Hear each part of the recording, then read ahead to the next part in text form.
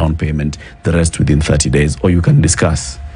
You can tell them, kuna na saini 12 ameenda. Wacha nikupatia hii 80,000, akirudi tutadiscuss. 10%. Okay. Akirudi tutadiscuss. Sindio? Great.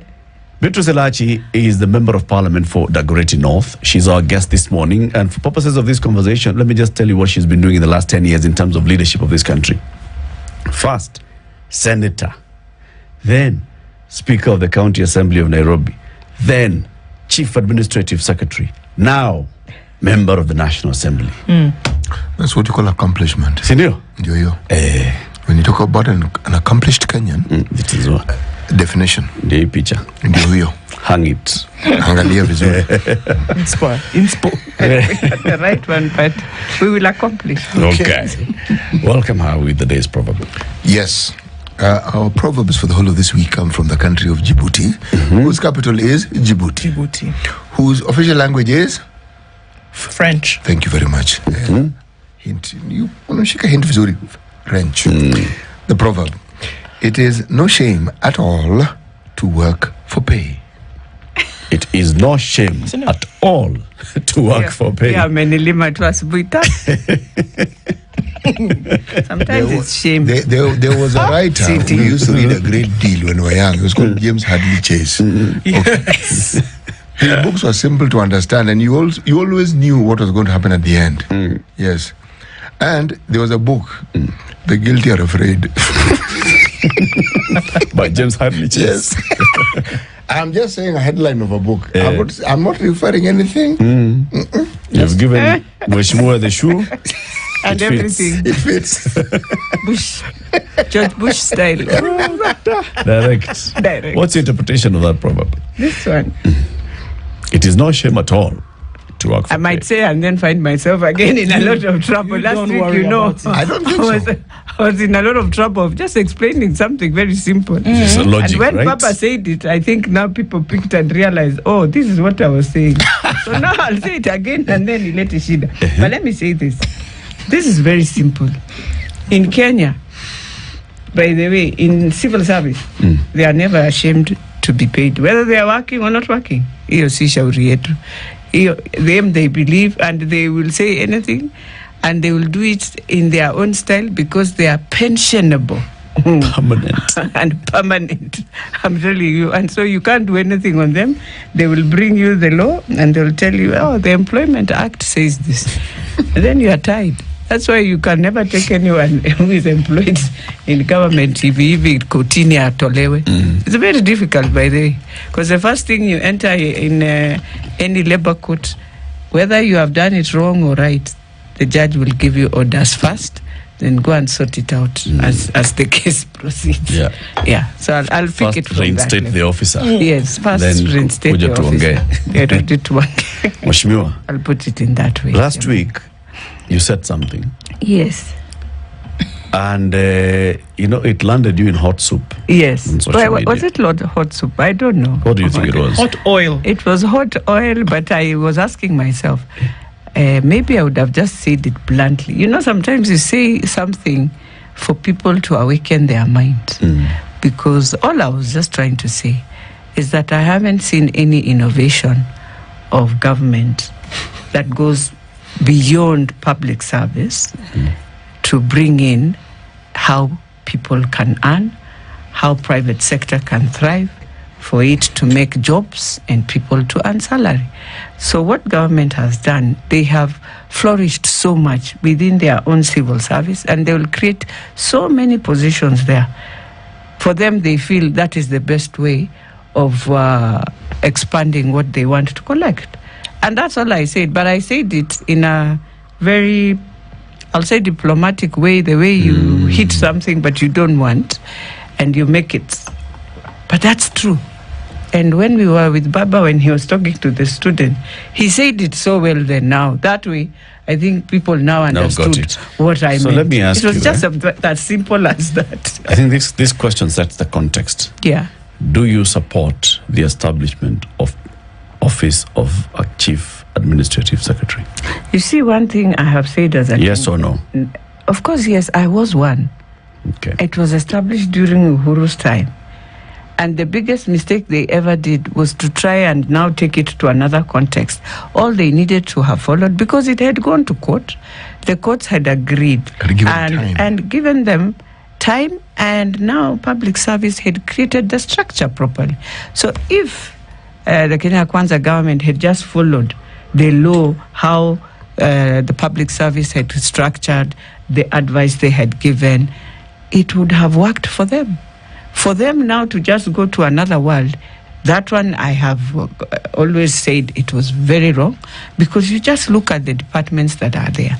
And I've always said this position is not there for purposes. When Uhuru was creating it, it was already there. The biggest mistake he did was to change the name to call it Cabinet Secretary.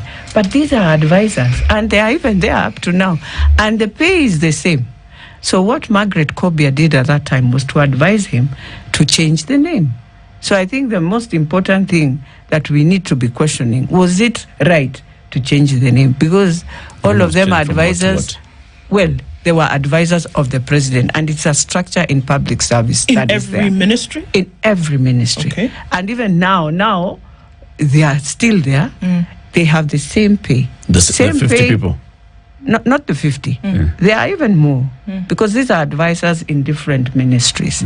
So they are there. Are they also advisors in ministries and the state departments within ministries? Yes. And some have more than one? Exactly. Okay. Yes. So what we should be questioning was what I saw also, where one person, which is something I really, when I was in public service as the CAS administration, I think we did a very good report when I was leaving. And I said there are few things in public service that needs to work better. Number one, you can't have someone having 5 appointees, like the super chair of the last administration. You can't have things like that when you're saying you're looking for employment.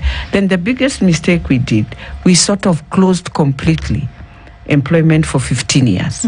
So you find that we have very many young people who have not entrenched themselves in public service. We have so many positions, but we also have those who are about to come to retire. And for me, I know within this year, we have so many of them. One department I remember, which is the HR of public service, at least 38 to 40 must be going now to retirement. Okay. One of the things you did say last week was that you looked at the contribution of taxes that these individuals would pay towards the economy that would then essentially justify the position. Well, that's why I said sometimes Kenyans, City, when you used to teach us those days, there was something you taught us, that you don't just say things. You can put it in a proverb. And I've just said it now properly. That's all I meant. I didn't mean exactly what now you are saying. I meant very well, and I want to repeat. And let me not repeat. Look for how Baba said it, because that's all I say. Sure, but what did Baba say? What did he say? This Baba is the thing. said it very clear. What did he say? That in this government, nobody thinks how to create a job. Everything they think is that in civil services where jobs are, and that is where they will collect tax. That is exactly. I don't know what I was supposed. That's why I'm saying sometimes when you're saying these things, you can use any proverb. The same way you have given me this proverb. There's no shame to work for pay. But I don't need to really get myself into a lot of oil for them to understand. Anyone who was there who could listen properly and who was with wisdom would have said, okay, why is it that we are not taking ourselves back to private sector innovative and being innovative to bring more jobs than assuming that you can only do it in public service, and that whatever you collect, it's like today, whatever you give in public service, it is for you to take again. So it's like you're just handing it over, and then first of all Kenyans hand over, then on 30th you will hand over and then take. Okay, so this is, I think, also then to the very explanation that you're giving now, there could be what you meant to say and what would have been an underlying meaning, and then there's also what people perceived from where they heard what you said, which is then why it is very important in some cases to just be very clear, because this is how it was perceived by lots of people in a situation whereby everybody is right now dry tinder. dry tinder Yes. for anything. Strike a match, it will light at this moment because of the economy. Yes. So when Beatrice Elachi says, well, CAS, you institute them, they could also contribute to the taxes that are very much needed to pay That's certain things. That is what they are going to say. Oh, really? So what we are looking for is another opportunity for more taxes to be paid. So give these 50 people a job. Do you see how they can see that? But then my question then goes, because I want us also to really be very honest to ourselves as Kenyans. We want the young people to join in. To where? These same CSs who've already been named? Not CS. To get job opportunities. In that list, man. Well, it's up to now. Be rich, calling them young. And I think is it over in the court? The court of appeal was supposed to bring in a judgment. For me, I am saying we must employ young people. Where? Oh, in public service. Okay. There's a lot of chances there. A lot. If it is indeed we want to employ, young people should be joining in now. The ones we left when they were interns should be entrenched in now as they move in. The only challenge we face is that outside here, you will never see the numbers. You will never see the numbers. But then if it is opened up for people to see, then I think you can find yourself in a lot of shock because you'll realize many people have joined in, but then there's nobody who is able to give in that data to show within this year we've had this. Within this year we have these ones who have come in who are the advisors, who are this. So you see, we see these ones that are open, but maybe more than 200 people joined in as advisors and we are just here. But even more importantly, if you look at this gap you're talking about, that there was a 15-year hiatus. Yes. A period within which we were not employing. Yeah. There's the question of what occasioned it. You then have to go back a little into history. In my mind, the first structural adjustment program that we had when people took that golden handshake, yes, a lot of middle-level management people who are just around 40, they don't even hit 50, left. Yes. There was a gap. Yeah. A fairly sizable gap. And then Kibaki came in. Remember, the age of retirement was pushed up. Yep. Okay? Now, if you have these two forces now combining, you then have this gap, and these fellows who are very young then needing to bridge this gap. Now, so are we arguing then that 15 years will do the trick? In 15 years, they will have matured enough to be able to take over some of these bigger senior roles. leadership. But that yearly intake where people were employed into the civil service on a yearly basis, when you stop it, what else did they mean? What did it mean? Because yes, if people left, people moved up. Yeah. And if they moved up, to understand it, you need to look at the military. That attrition is clear in the military, and they recruit regularly, and you can see them recruiting regularly. Yeah. Okay? Which means they are replacing people. Yes. In education and in teaching, there's always this debate. Are we employing more teachers or are we replacing the ones who have retired? Okay? It's an ongoing debate. I am not certain which is which. But the point I'm making is, that's also a place where we've hidden a lot of, I'll call it distortion of... I think you've got to the heart of the matter. I am saying these waters are deliberately being made murky. You don't really know what is actually happening in terms of who gets employed, who has actually left, who has done what. So the numbers are vague. That is my opinion. But also, what I learned in the 1 year that I just stayed in public service is that we have decided to make everything very vague for people not to work. Because even in teaching, if we were kind enough as a country, every year, if we can do a ceremony and say we are celebrating our teachers who are now leaving, you'll realize how the numbers can be. They can be very huge numbers. And then from there, you will know you have now released this year, and these are the ones coming in this year. So that employment becomes sort of very clear, and therefore you don't find someone with a TSC number who finished his college or her college in the year, let's say 2005, and to date has never had employment. And they're there. And they are there. And then you find someone who just finished in 2015, 2014, or even up to 2020. And they're employed. They have been employed. So that is where we are also, even now, what TSC should be doing to us is, first of all, you go back to those who are older enough so that you push them in, and they have very few years to also go to retirement. It's the same way in public service. In public service, we say we have roughly 900 civil servants. So in this 900, if in 15 years you did not employ, it means there are very many who are about to now go out. Who have been retiring more than every year. even 20,000 people. So is it possible to see young people, 20,000, just Getting entrenching employed. themselves in this job? As I hear you, and that makes sense.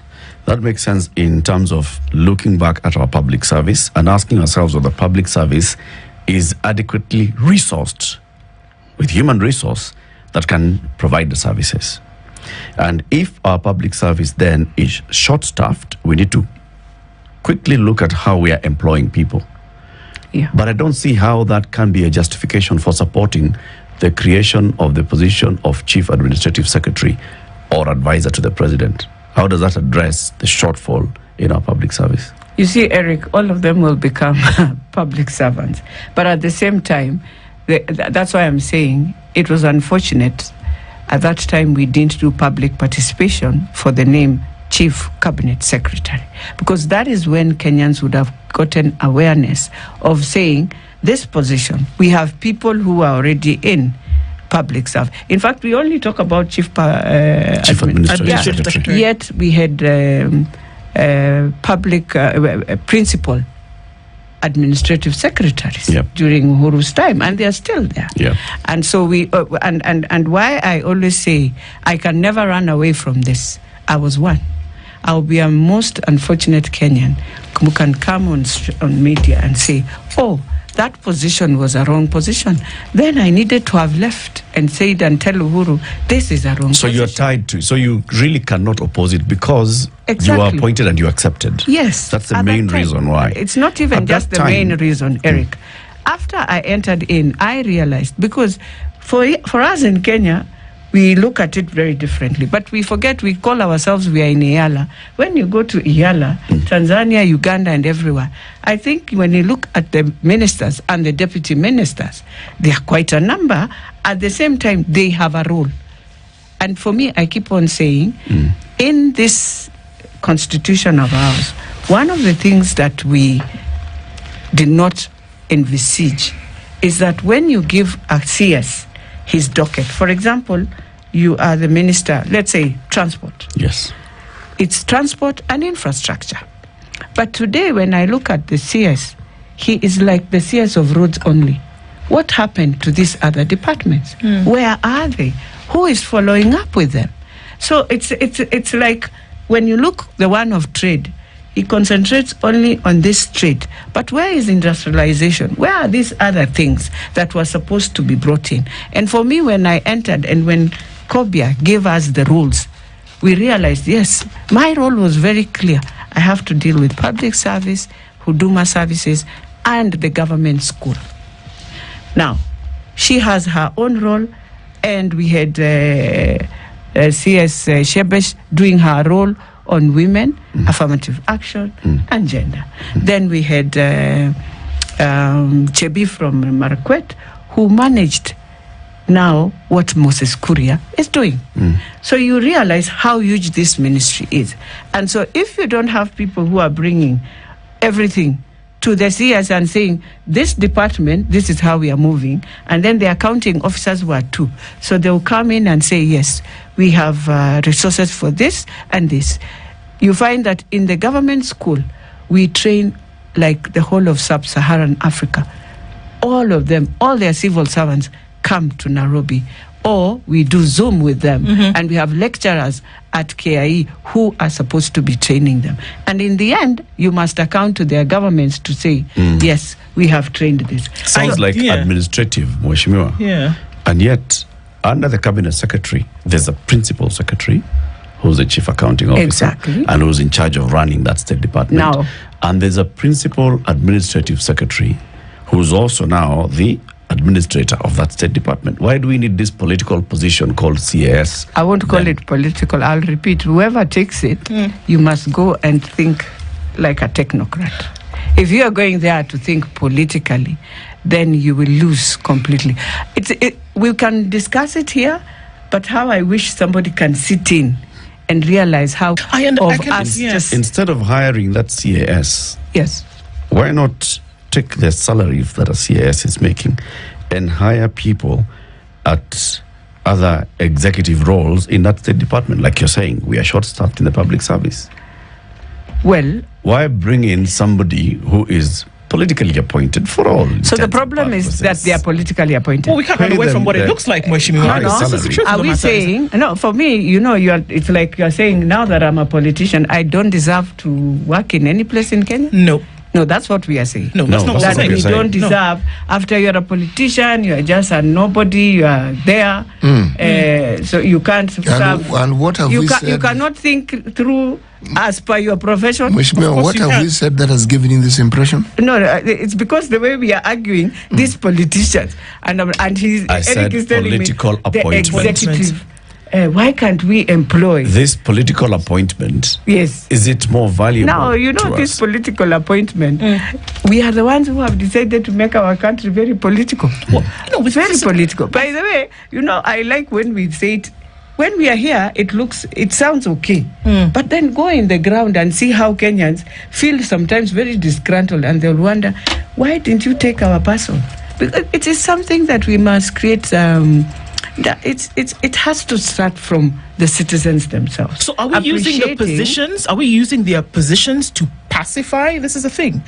And that's the question, that what it looks like in terms of optics. Are we using the positions, essentially, to pacify a community? Are we using the positions to pacify somebody? Because optics are important, again, who may not have gotten to a position that they were looking for, or maybe were loyal at one point or another, and say, well, okay, this is a good landing for you, and you can use that. Because if what you're saying is that people are upset because their person was not put in, are we then saying, well, I'm just saying, is a panacea for that? This is how citizens take politics. Yeah. They look at this person, and they feel, this is a person I'm following through. And so anything they would want, they will really want to see their person. And it's not us. It is how we have this culture of our politics in Kenya. A very sad culture, but that's how we are. And we feel it. The same way even us, if indeed we want to be, if we feel, and it is, by the way, it is up to now the president, and because it was started when I was in this administration, I'll say it very clear. At that time, how I wish we would have fought this thing and just cleared it. But you see, when you leave it and it sets a precedence, that's why you find ourselves in the same. I mean, the people who took would say they are the same. If we come now here and say we want to now start bashing it because we are out, then I think I will not be right in myself. True to yourself. Yes, But Mweshimiwa, I find it puzzling. Puzzling in this way. One, we wanted a government that represents everyone. And when the new 2010 constitution came up, it did that. It created counties. So you have money in your backyard, literally. And the person managing it is someone from your backyard who speaks the language you speak. In fact, many of the people who work there are probably relatives of yours or in-laws. They're people you know. We look at the county system, we see where it is. When it comes to, let's go to the BBI and what they had proposed, a really top-heavy executive. I personally have no problem with that whatsoever. You know why? The thinking that formulated that represents the thinking of the Mwananchi. The feeling that we want our person in a position of authority. There's evidence that shows that your person being there may not help you very much. Yeah. But that doesn't seem to move the needle even 1 inch. People still want their person. They want to feel that there's somebody whom they can relate to from their community, from their tribe, who has a sizable sounding job. Now, whether this makes for political stability in the country is a subject of debate, if you ask me. But if I were to look at just the optics, it does. People feel, we're represented.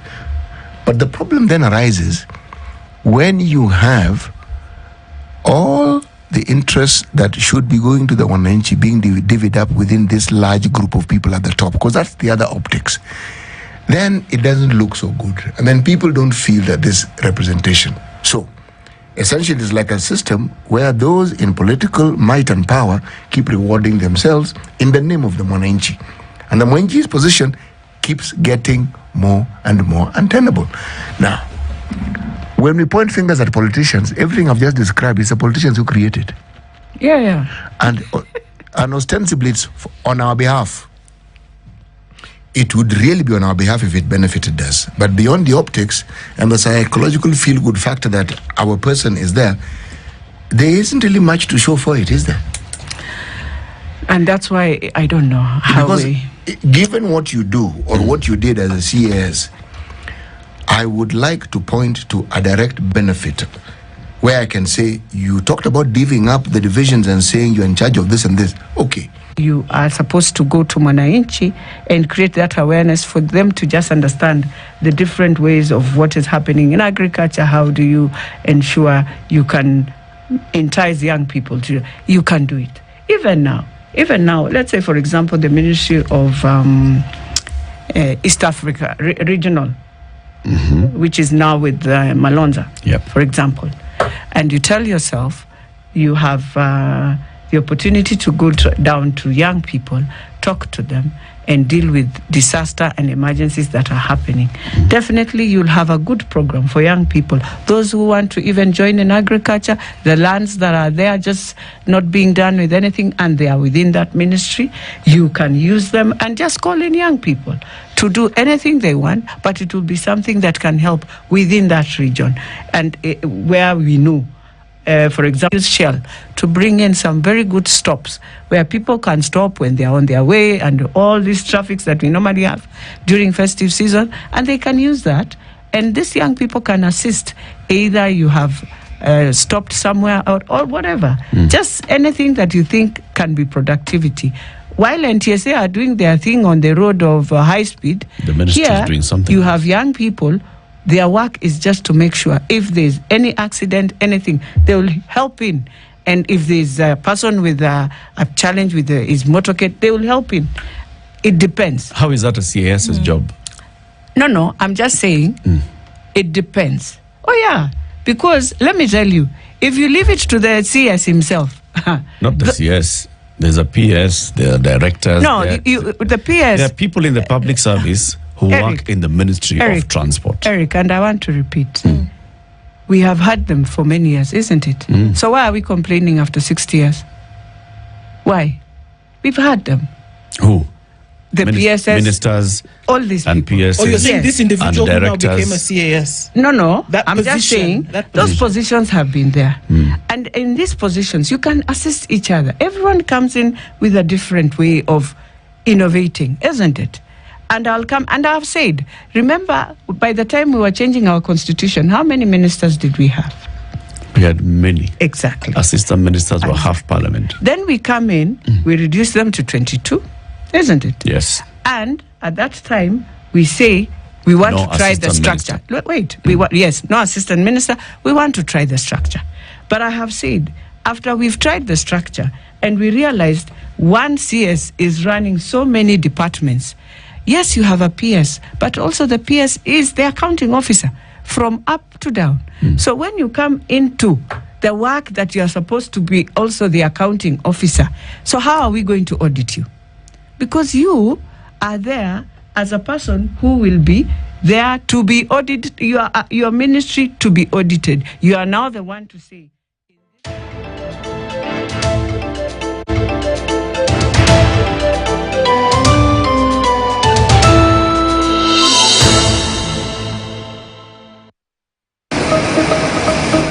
The rapid climate change we are now seeing is caused by human using